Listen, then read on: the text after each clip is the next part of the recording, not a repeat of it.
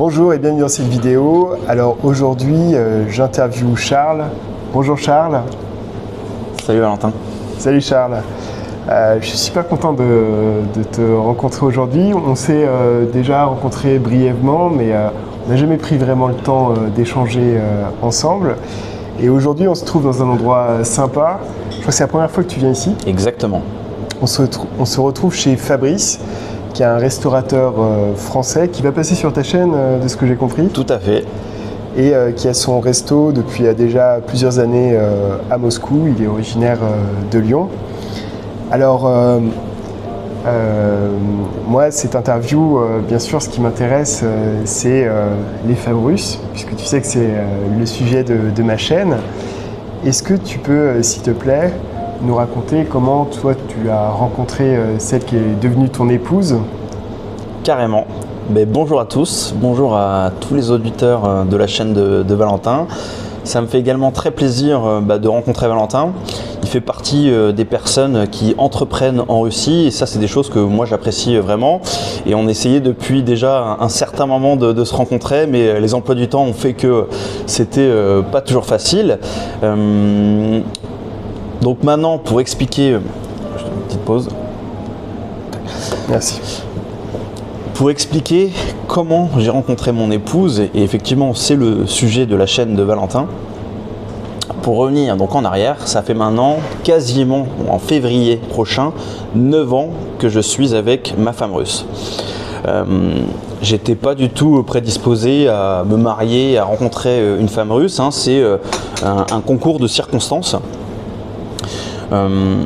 J'étais à Bordeaux. À Bordeaux, je faisais une école de commerce. J'étais en licence double diplôme, avec la possibilité sur ma 3e année de bachelor de me rendre et étudier une année à Dublin, en Irlande. Chose que j'ai faite. Et donc rien à voir avec la Russie. Rien à voir, pas du tout intéressé plus que ça par la Russie, plus qu'un autre pays. Moi, c'est vraiment les aléas de la vie qui ont fait que j'ai rencontré ce pays et ma femme. D'accord.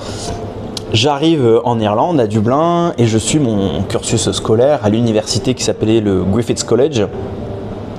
Et après quelques mois dans cette université, je faisais beaucoup la fête. J'ai rencontré ma femme dans un bar un soir, et j'ai eu, c'est la première fois que ça m'est arrivé, une boule au ventre, un vrai coup de foudre. Ça ne s'explique pas, mais il y a eu quelque chose de différent qu'avec d'autres femmes. Dès la première rencontre? Dès la première rencontre. Ça, c'est vraiment, ça s'explique pas, ces choses-là. Il y a une énergie qui s'est dégagée entre nous. Il y a eu un énorme coup de foudre. Je l'ai revu plusieurs fois à l'université. Vous étiez dans la même université du coup à Dublin? Voilà. Et okay. En fait, on était dans la même université. Elle était en première année. Moi, j'étais en 3e année. Elle n'était pas dans le même cursus. Elle était en journalisme et moi en marketing business développement. Donc là, énorme coup de foudre, énorme coup de foudre. On s'est mis rapidement ensemble. On a eu une relation un peu spéciale au début. Je ne sais pas s'il faudra couper ou pas, mais qui était un peu secrète par rapport à certaines autres filles. Ça a duré 2 mois comme ça, et au fur et à mesure, on a évolué dans notre relation. Ça s'est de plus en plus intensifié et devenu de plus en plus sérieux. Et dès le début, ce que je peux expliquer déjà, c'est que si la femme russe vous aime par amour, mais quelle intensité, quelle intensité d'amour, des petites attentions très fusionnelles.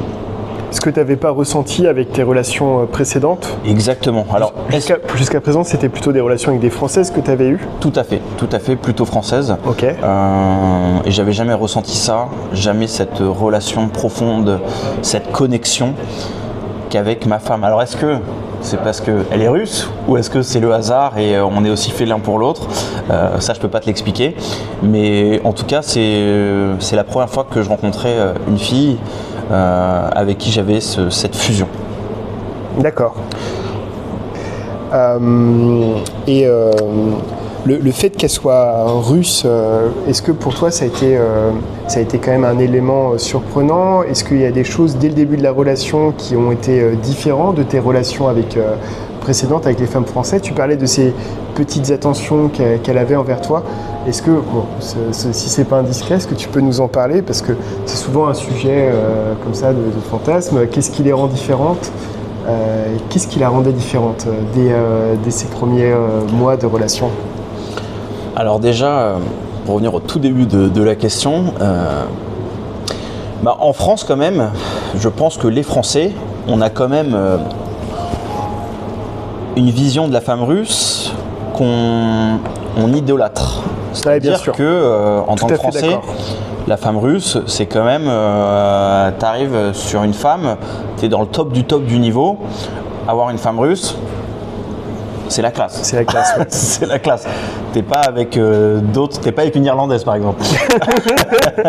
Non, c'est vraiment, si tu vas, tu fais un peu de ski, t'as la montagne, t'as les belles femmes russes dans les Alpes. Ouais. Si tu vas un peu sur la côte d'Azur, t'as les très belles femmes russes. Et la femme russe, elle est égale au luxe.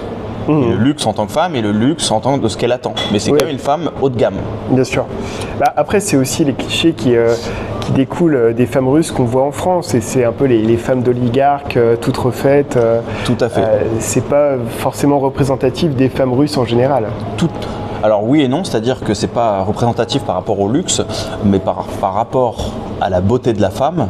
Maintenant que je vis en Russie, ça c'est représentatif parce que la femme russe est une très belle femme. Bien sûr. Est une très belle femme et ça c'est clair et net. Donc pour revenir aux petites attentions que j'ai reçues dès le début, j'étais pas prêt à ça. On avait 4 ans d'écart, donc on a 4 ans d'écart, elle est plus jeune que moi. On s'est rencontrés, on n'était pas très loin de mon anniversaire. Et le soir de mon anniversaire, elle m'a dit viens à l'université, parce qu'elle vivait à l'université, moi je vivais dans un appartement en banlieue. Viens à l'université, je vais te faire un petit cadeau. Donc elle m'a fait 2 cadeaux. Elle avait préparé un petit bracelet qu'elle avait fait elle-même dans sa chambre, préparé à la main. Adorable. Donc adorable. J'avais jamais reçu une intention comme ça et ça n'a pas de prix, tu vois. Ouais, à part les enfants qui font des petits bracelets à l'école. Exactement. Une femme française qui fait un bracelet pour ton anniversaire. J'ai jamais vu ça. Donc ça m'a touché parce que c'est une vraie intention. Elle a vraiment travaillé là-dessus. Donc elle m'a donné ça et avec une petite bouteille de whisky pour passer ma soirée. Donc voilà, c'est vraiment. Et j'en ai d'autres, des anecdotes où j'ai eu des attentions extraordinaires. Donc ce que je dis, c'est un peu matérialiste, tout le monde ne peut pas le faire, mais elle a fait des choses. Par exemple, je travaillais, elle était venue en vacances à Bordeaux, je travaillais, et elle savait que j'adorais à l'époque jouer aux jeux vidéo. Elle est partie à pied, elle a marché 8 km pour aller jusqu'au centre de Bordeaux, elle est allée à la Fnac, elle a acheté une PlayStation, elle est revenue à pied et elle l'a pris dans le sac. Ah oui, à 8 km à pied avec extraordinaire. Donc c'est un peu matérialiste dans un sens, parce que bon, c'est un cadeau qui est cher, mais d'autre côté ça montre quand même ce qu'elle est capable de faire pour un homme qu'elle apprécie. Pour son homme. Et ça n'a pas de prix. Et du coup, cette relation, alors vous êtes rencontrés à l'université, toi tu as commencé ta vie professionnelle ensuite sur Bordeaux. Exactement, je l'avais même commencé pendant les études, ma vie professionnelle en parallèle. Ouais. Et du coup, votre relation, elle n'a pas été tout de suite stabilisée avec une vie commune ensemble? Ah non, relation très compliquée. Ça a commencé par une relation à distance. Après ses études, elle est restée plus longtemps à Dublin parce que vous aviez un écart de classe. Exactement. Et elle a fait quoi? Elle est retournée en Russie ensuite? Non. Donc elle a fini son cursus à Dublin pendant 2 ans de plus. D'accord. Moi j'ai fait mon master à Kedge à Bordeaux. Et donc on a connu la grosse souffrance qui est la relation à distance. À distance, ouais. Ça, je peux vous dire que ça fait très mal. Ça fait très très mal quand on est attaché à quelqu'un et que on a ce manque qui se crée. Ça peut rendre fou. Mais grâce à cet épisode, si cet épisode de relation à distance passe, je peux vous dire que le couple est très solide et qu'il est prêt à durer dans le temps parce que c'est que ça devait marcher. Et nous, ça a duré 2 ans comme ça. Je faisais des allers-retours tous les 15 jours à Dublin, j'allais la voir. Et après, j'ai trouvé des stages aussi à Dublin pour pouvoir rester auprès d'elle, donc 5-6 mois en long des apparts. À la fin de ses études et de mon master, elle m'a rejoint à Bordeaux. On a pris une location ensemble et elle s'est inscrite en MBA C'était pas forcément pour les études, c'était plus pour être avec moi. D'accord, c'était l'opportunité d'avoir un visa d'étudiant et de pouvoir vous retrouver d'un point de vue localisation au même endroit. C'est ça. Okay. Et après, bon, bah, voilà, elle a un diplôme en Irlande, un diplôme en France. Donc c'est pas déconnant non plus pour elle, mais l'objectif c'était que on soit ensemble. D'accord. Et combien de temps après le début de votre relation vous êtes mariés? 3 ans et demi, 4 ans après. 4 ans après. Si je devais écouter ma femme, et ça c'est le cas de beaucoup de Russes, ça peut être dès la première année, hein. Attention, ça peut aller très très vite. Ça peut aller très très vite. La femme russe a une relation à la relation qui est un peu différente de la femme française. La femme russe, ok, on est ensemble, elle a plus de raison d'aller voir d'autres hommes. Là, son objectif maintenant, elle voit en vous un futur père et le mari. Donc pourquoi attendre? On est bien ensemble, tout va bien, on peut très vite se marier et très vite faire des enfants. Ça, c'est globalement la mentalité des femmes en Russie. Oui, enfin, c'est la mentalité des Russes, parce que les hommes russes sont dans la même tendance aussi, ils n'ont pas d'appréhension à se marier. D'ailleurs, ils prennent des fois pas mal de risques avec ces mariages, les hommes russes, parce que il y a quand même des divorces en Russie et ils ne sont pas plus protégés par la loi russe que la loi française, mais culturellement, les gens se marient assez tôt. Beaucoup plus tôt. Alors, si je devais donner une moyenne par rapport à mon expérience et ce que je rencontre, en France, je dirais qu'on se marie vers les 30-35. En Russie, ça va être entre du 22 et du 27 ans. Et les enfants, pareil. Donc il y a 5-8 ans d'écart entre la France et la Russie. Ouais. Il y a une autre stat, alors je crois que c'était Alex Stefanesco qui avait dit ça, c'est que il y a quelque chose de quasiment opposé entre la France et la Russie, c'est le premier enfant. Le premier enfant en France, à 70%, on le fait hors mariage. C'est-à-dire on fait notre premier enfant dans la majorité des cas avant de se marier. Et en Russie, c'est l'inverse. Il n'y a que 30% des premiers enfants dans un couple qui sont conçus hors mariage. En général, le processus en Russie, c'est de se marier d'abord et ensuite de faire des enfants. Alors qu'en France, c'est devenu presque rare, finalement, les couples qui se marient sans qu'il n'y ait pas déjà des enfants dans le couple. C'est ça, et ça c'est très intéressant. Et pour ajouter en plus à ça, en France, on a une mentalité assez carriériste. C'est-à-dire avant de construire la vraie famille, les enfants, le mariage, l'homme, et puis c'est une discussion entre hommes-femmes, on estime qu'il faut déjà être stable financièrement. Oui. Et moi, c'est ce que j'avais en tête. Les Russes, c'est pas ça. On s'en fout. On va faire ensemble la famille, on va réussir ensemble financièrement, on va faire tout ça. On part ensemble, mais moi, j'attends pas. Ouais. Après, il y a aussi des couples qui peuvent des fois trop attendre. Toi, tu as développé ta carrière et puis tout s'est mis en place. Mais j'ai l'impression qu'en Occident, des fois, on peut trop attendre en se posant trop de questions. Oui, mais on n'est pas encore assez stabilisé. Il faudrait attendre un an de plus, un an de plus, un an de plus. Fait. Un petit peu comme, je ne sais pas si tu as vu ce film Idiocratie. Ça fait très longtemps, mais oui. Oui, où au tout début du film, on fait la comparaison entre deux couples, un couple avec un très haut QI. Bon, là, je ne fais pas la comparaison entre les Français et les Russes, c'est pas ça. Mais le couple avec le haut QI, ils attendent, et puis finalement, ils perdent de la fertilité au moment où ils se sentent prêts pour avoir des enfants. 37-38 ans, fini. Et le couple, on va dire, bas QI, eux, ils font plein de gosses, y compris en dehors de leur relation. Et puis, quand on regarde ce qui se passe au bout de quelques générations, effectivement, les gens à haut QI, ils n'ont pas fait d'enfants. Un peu trop réfléchi. En Occident, c'est vrai qu'on calcule énormément.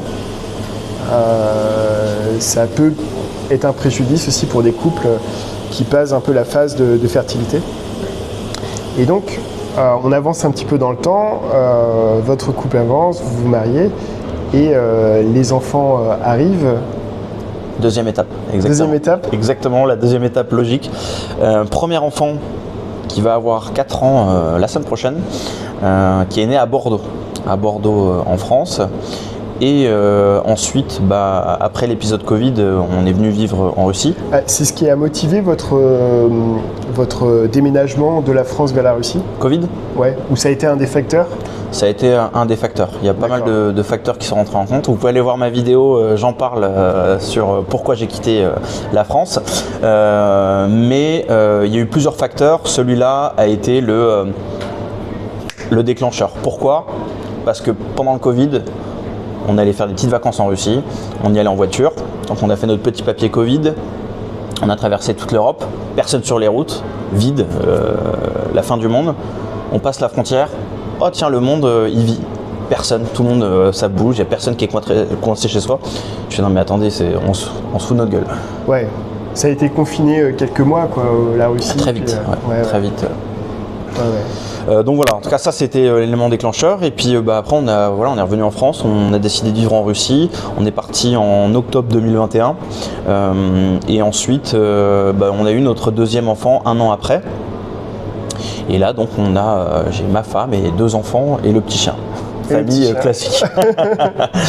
Et l'arrivée des enfants, est-ce que ça a été quelque chose qui a changé les rapports de couple entre toi et ta femme? Est-ce que c'est quelque chose qui vous a renforcé? Est-ce que ça a été aussi des sujets de conflit entre vous? On sait que c'est un petit peu particulier les femmes russes par rapport à l'éducation des enfants. Alors, on va en parler. Est-ce que ça a changé notre relation? Non. Est-ce qu'on a moins de temps l'un pour l'autre? Oui. Pourquoi? Parce que, et c'est très bien dans un sens, si on veut avoir des enfants et des enfants qui soient pleinement sains psychologiquement et au niveau de la santé aussi, la femme russe, c'est une vraie maman. C'est-à-dire que si elle décide d'avoir des enfants, elle va s'y consacrer à 100%. Et pour ça, elle, dans sa tête, elle a déjà tout un plan qui est tracé. Vous allez voir des choses qui ne se font plus du tout en France depuis 30-40 ans et je ne sais même pas si c'est déjà fait. La femme allaite au moins 2 ans. Pourquoi? Vous pouvez aller voir les bienfaits que ça apporte, mais ça a des vrais bienfaits, que ce soit psychologique ou au niveau de la santé. C'est le meilleur vaccin du monde, c'est de pouvoir allaiter le plus longtemps possible. Ça, je le découvre au fur et à mesure grâce à ma femme russe. Vous allez découvrir aussi le cododo. L'enfant dort aussi avec vous. Ça a des bienfaits, etc. Donc effectivement, il y a plein de choses qui vont rentrer en compte. Donc à la base, si vous rentrez dans ce type de relation, il faut vraiment être connecté à votre partenaire et avoir beaucoup cette notion de communication avec votre partenaire pour que ça marche. Parce que pour l'homme, il y a aussi un certain, c'est un grand mot que j'emploie et c'est pas forcément adapté, mais sacrifice. Oui. Et puis la difficulté à avoir le dernier mot sur tous ces sujets, parce que une femme russe, ça va imposer sa vision des choses sur ces sujets. N'essayez pas d'avoir le dernier mot. Essayez plutôt, à l'inverse, de comprendre pourquoi elle a ce raisonnement-là. Voilà. Parce que si vous essayez d'avoir le dernier mot, vous rentrez aussi vite en France que vous êtes arrivé en Russie. Et d'ailleurs, sur la communication, donc toi tu as appris le russe comme ça sur le tas progressivement, mais comment vous communiquiez quand vous vous êtes rencontrés et aujourd'hui quelle langue vous utilisez à la maison pour la vie de tous les jours, y compris avec les enfants? Alors donc moi je suis un peu dans une situation à part par rapport à la majorité des cas et peut-être des personnes qui regardent ta chaîne Valentin, mais moi j'ai rencontré mon épouse en Irlande. Oui. Donc elle avait déjà quand même une ouverture sur l'Europe, aussi quelques notions sur la culture, et elle parlait très bien anglais. Moi je parlais pas très bien anglais, mais ça m'a permis de me déverrouiller l'anglais, et maintenant on communique principalement 95% en anglais. En anglais à la maison? À la maison. Et avec les enfants? Enfants, moi, alors tu dis que le russe ça va, mais non ça va pas. Ça va pas vraiment. Aujourd'hui je peux me débrouiller, hein, mais j'ai des grosses lacunes. Et, tu sais évaluer ton niveau aujourd'hui si tu es à 1? À 1 moins. À 1 moins. À 1 moins. Ouais. Non, franchement, je fais pas des belles phrases. Aujourd'hui, je peux comprendre des situations. Si je vais dans des endroits particuliers, j'ai du vocabulaire, construire des phrases très moyens. Je peux me débrouiller sur la vie de tous les jours, mais tenir une conversation avec un russe, non. Ouais, c'est très dur. Malheureusement pour moi. Ouais, ça prend des années. Hein. Ça prend des années, mais bon, faut le bosser et c'est malheureusement pas ce que j'ai fait pour le moment. Ouais. Mais c'est mon erreur. Ça peut être, je sais pas, c'est une idée qui me vient en tête, mais avec les enfants qui apprennent à l'école, c'est peut-être aussi un moyen de raccrocher sur l'apprentissage, non? En regardant les devoirs. C'est ça. Ils sont encore petits là. Elles sont encore petites, mais... c'est 2 filles que tu as? C'est 2 filles, exactement. Mais aujourd'hui, il va falloir que je prenne des cours. C'est une nécessité pour ma vie en Russie, parce que moi, ma vie, je veux la faire là. J'ai eu mes documents de résidence.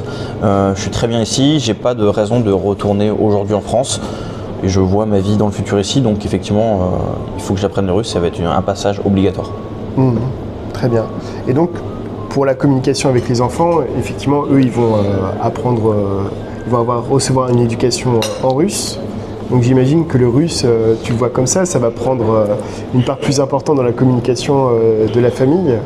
Alors oui, le russe domine. Mais moi, je parle que français à la maison, et elles me comprennent en français. Et c'est aussi ça qui est aussi une force, c'est que vu que je comprends très mal le russe, elles n'ont pas le choix que de débloquer aussi le français. Et aujourd'hui, ma grande, qui a 4 ans, qui va avoir 4 ans, elle parle assez bien le français, bien le russe, et elle comprend aussi l'anglais.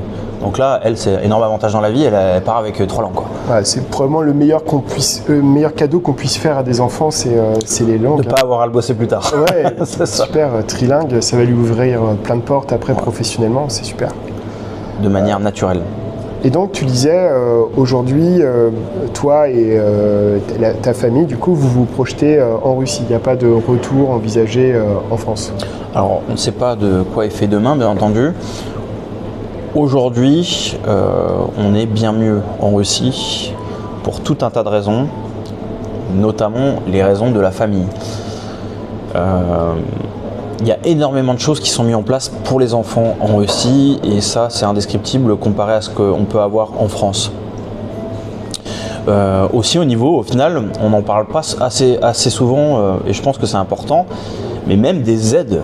Alors si vous arrivez en Russie, vous avez une femme, vous allez avoir un enfant, vous allez être plus accompagné ici financièrement qu'en France. Et ça, moi, j'étais complètement choqué. Donc en France, sur le premier enfant, je peux dire les chiffres, on a touché 1 000 €. Et après, on touche 100 € par mois de la prime de naissance. Peu importe les conditions. Derrière, en Russie, vous avez une prime de naissance, elle a 8 000 €. Mais c'est pas pour les parents, c'est de l'argent qui est bloqué, de ce que j'ai compris, pour l'éducation des enfants. Du coup, c'est comme pour les parents parce que faut les payer l'éducation, mais c'est garderie, ça peut être aussi des couches. Donc c'est assez large sur. C'est assez large. Et tu peux des choses qu'on peut utiliser. C'est ça. Et tu peux même très bien choisir des options dans les applis. Tiens, moi chaque mois, je vais recevoir ma boîte. Et tu peux recevoir une énorme boîte avec des couches, à manger pour les enfants en conserve, le lait, etc.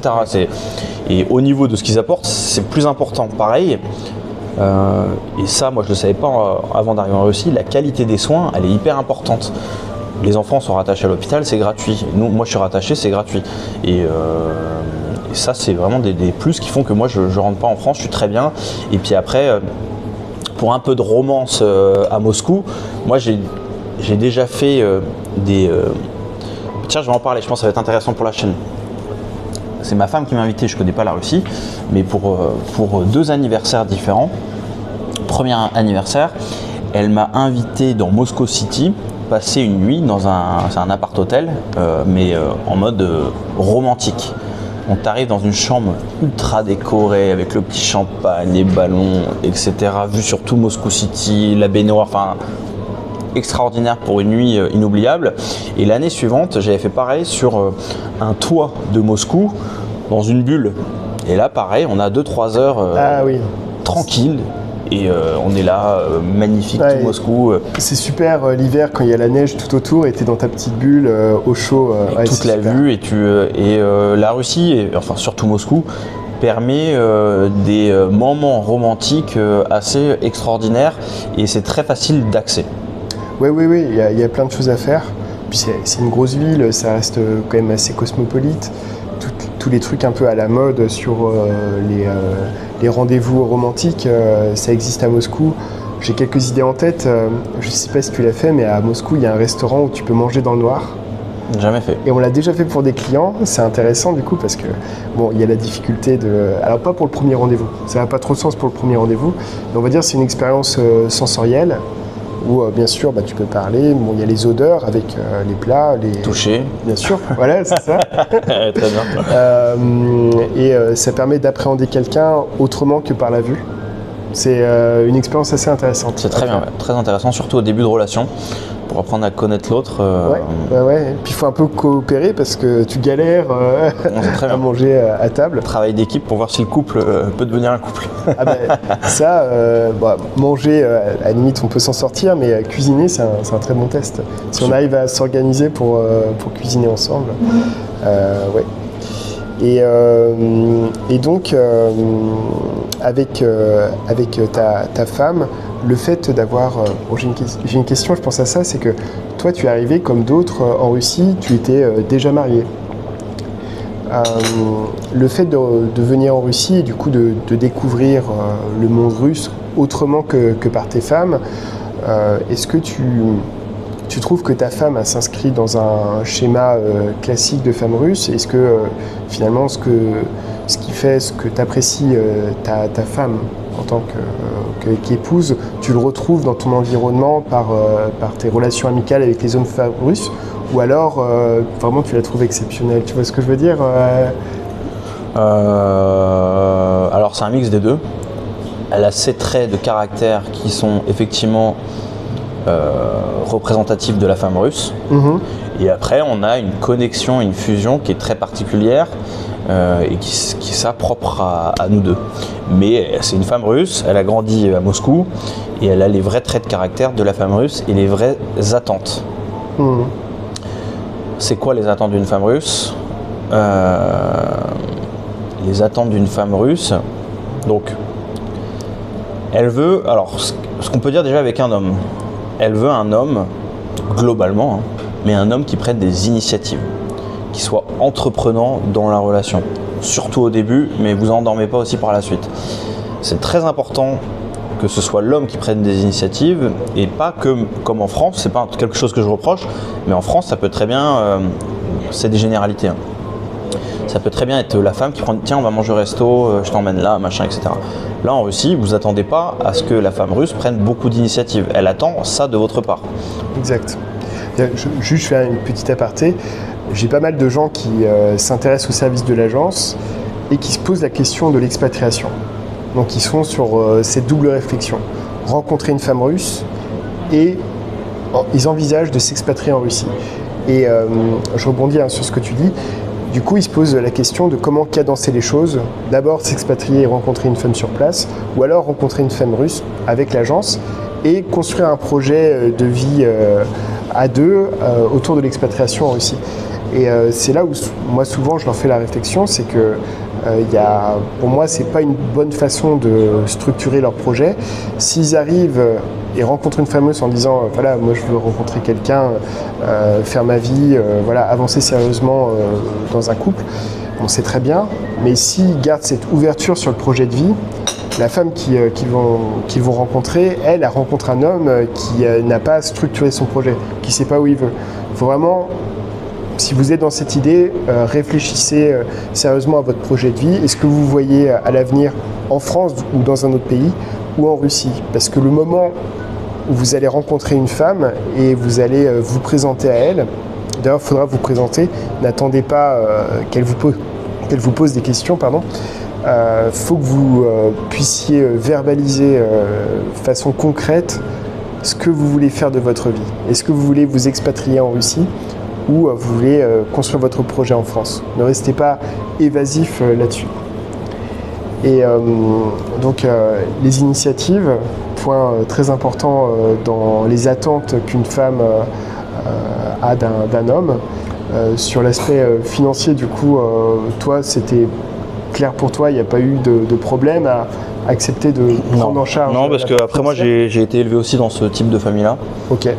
Parce qu'en France aussi, vous avez des familles traditionnelles et vous pouvez retrouver un peu ce système-là. Et moi j'ai été dans ce système-là. Donc la pilule n'a pas été dure à avaler, ça va. Ça va, mais et à savoir aussi que la femme russe, globalement, c'est une femme qui est traditionnelle. Donc elle n'attend pas les mêmes choses qu'une femme française. Quand je dis traditionnelle, effectivement c'est plus l'homme qui est en charge de la partie financière et elle qui est en charge de la partie maison, famille. Elle peut très bien aller bosser si elle le souhaite, etc. Mais d'une manière générale c'est traditionnel. C'est pas à elle de faire vivre la famille. Mais comme tu le dis, il y a des contreparties.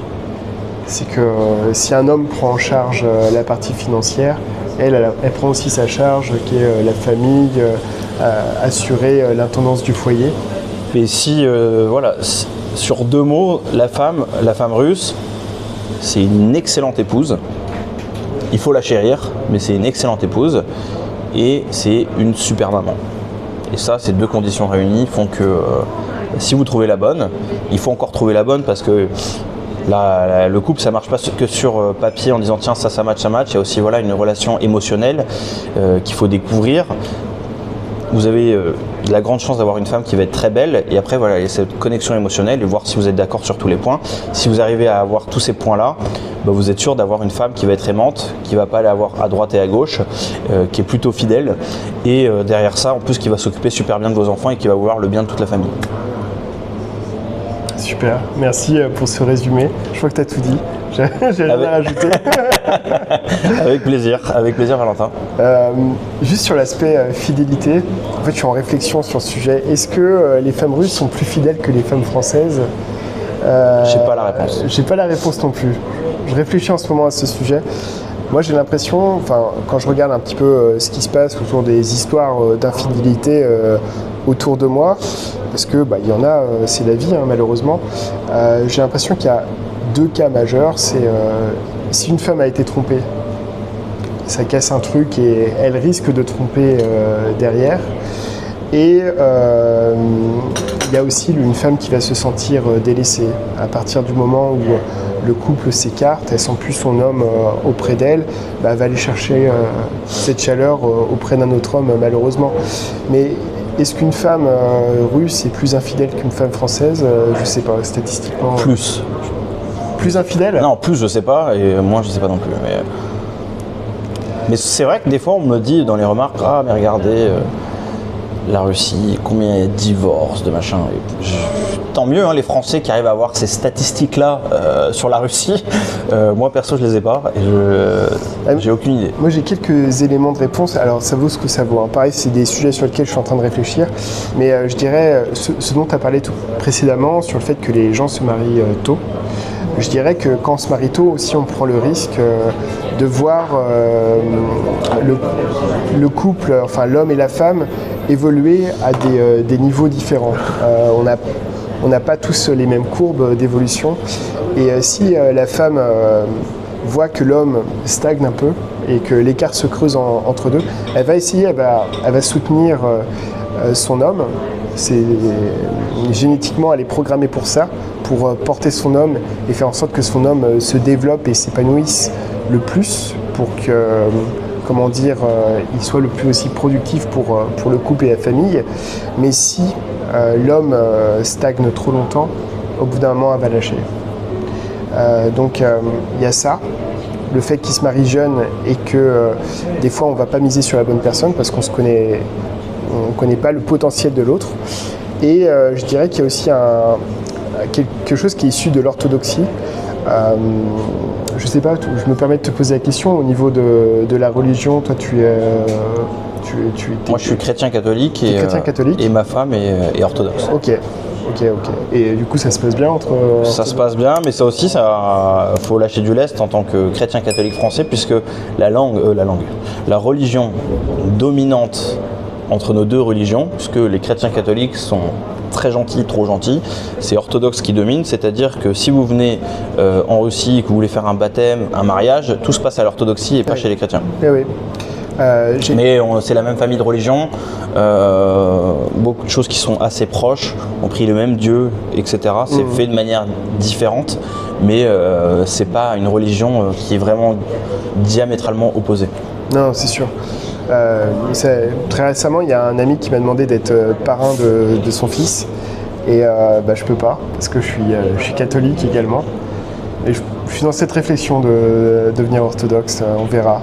Ça prend du temps quand même. Ça prend du temps, ouais. Et du coup, il y a quelque chose qui est lié à l'orthodoxie, une différence qu'on a par rapport à nous catholiques. C'est que nous, on se marie à l'église devant Dieu pour une fois pour la vie, jusqu'à ce que la mort nous sépare. Et dans l'orthodoxie, on a le droit à 3 mariages. religieux. C'est pour ça que des fois... T'as des jokers chez les orthodoxes. T'as deux jokers. On entend des fois des femmes russes très jeunes dire «Eta moi первый муж». J'ai encore de chance. Voilà, c'est mon premier mari, entre guillemets, j'ai encore des chances. Ce qui explique aussi la facilité qu'elles ont à se lancer dans le mariage. Et ça explique aussi pourquoi des fois il y a des prêtres orthodoxes qui temporisent avant de marier des jeunes mariés qui se sont mariés civilement. Mais le prêtre préfère temporiser. Ouais, vous êtes vraiment sûr, on peut attendre, parce qu'il n'a pas envie qu'ils divorcent par la suite. Donc ils reviennent dans un an. Voilà. Très bien, ok. Bon, en tout cas, merci Charles pour ton témoignage. Avec grand plaisir. C'était super intéressant. Et n'hésitez pas à suivre la chaîne de Charles. Je mettrai le lien en description de cette vidéo. Et je rajoute un dernier mot de la fin. Pour ceux qui cherchent une femme, d'une manière générale, il faut vraiment que ce soit votre meilleur ami. Votre meilleur ami, parce que vous allez passer un grand laps de temps avec elle. Vous allez fonder une famille, bâtir quelque chose de très important. Donc vous êtes vraiment dans une relation de partenaire où le couple va ne former qu'un. Et il faut vraiment que ce soit votre meilleur ami pour ce travail de couple et de parents qui n'est pas quelque chose de simple, qui est merveilleux en ce que vous avez en retour, mais c'est un vrai travail. Donc, et aussi, ayez beaucoup de communication. C'est, je pense, certaines manières de pouvoir faire perdurer un couple et pas des non-dits. Ouais, c'est un super conseil. C'est très sain parce qu'effectivement, moi je le vois avec les hommes qui me contactent pour devenir client de l'agence. Il y a quand même malgré tout une partie des hommes qui sont un peu à la recherche d'une femme trophée, qui sont attirés par l'esthétique, le physique. Mais c'est très intéressant. Ça, c'est la femme d'un soir. Oui, non, mais c'est très important. Tu as raison de parler de la connexion émotionnelle et du lien qui nous unissent entre hommes et femmes pour affronter la vie et tout ce qu'il va y avoir dans la famille. Exactement. Super. Merci Charles encore. Mais avec plaisir. Et bon courage.